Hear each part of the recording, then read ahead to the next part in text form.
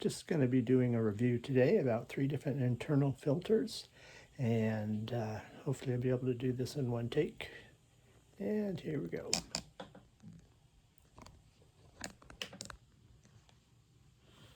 The first filter I'm going to talk about is the Cascade 400, and it's the thing that I thought was kind of cool is it was blue, so I think it might actually be able to be well hidden in the aquarium. I like the fact that you could add parts to the power head, which is actually in the top of the filter, so you can aerate like you would a power head, or you can add the spray bar and spray either onto the top of the water or underneath towards the top of the water. Inside real quick. Yeah, right, real quick. On the inside is a filter media container. It's really hard to get the lid off, so I'm just going to leave it as is, but it has carbon in it for right now.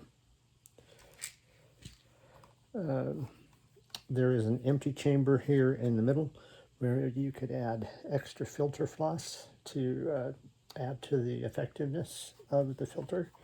And then underneath at the bottom is a, I don't know what that is. Anyway, a typical foam filter to get things started.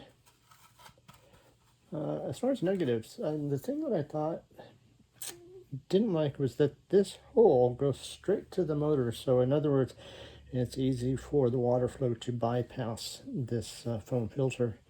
There's a no-brainer on that one, so I thought that was kind of odd. The other thing that was that I didn't really like was the fact that the tabs to lock the pieces in place seem really fragile. They're very thin, and they require quite a bit of effort to actually make them work. So, but I guess if you treat it right, it'll be okay.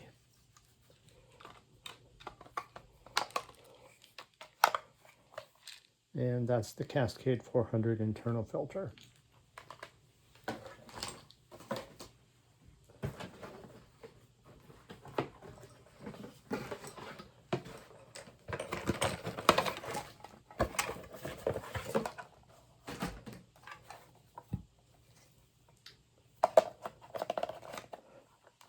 All right, next is the Aqueon Quiet Flow 20 internal power filter, and this seems to be I really didn't have any problems with any of these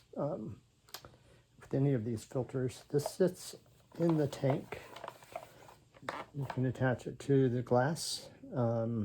These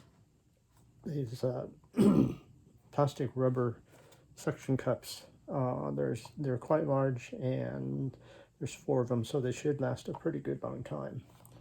You should also hang the box using the little hangers that they have here. So let's see what else. Oh, it has a lid, but unfortunately, this is one of the drawbacks. You can't use the lid and use the filters inside.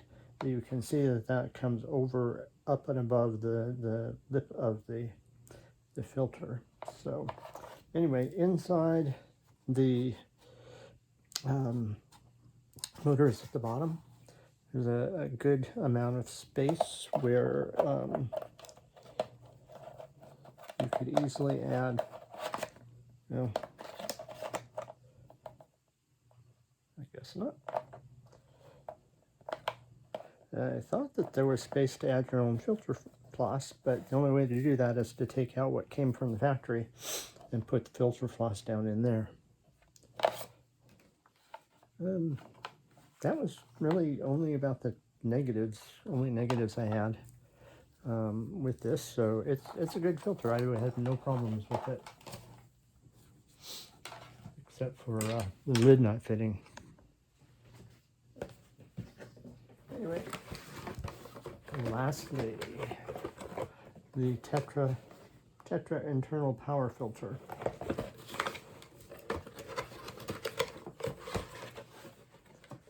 This also is a good filter. It seemed to be work just fine. It's the same as the Aquion in that it has a lip where it's a waterfall-like effect when the water is pumped up through the chamber. The motor's down in the bottom. If you don't want to use their filter, you could always just stuff filter floss in there along with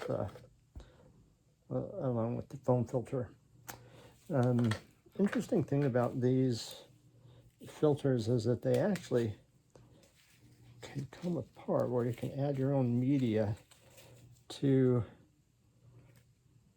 the inside of the bag. Although I personally, having done this for so many years, I wouldn't buy those. I wouldn't use them. There's no need to.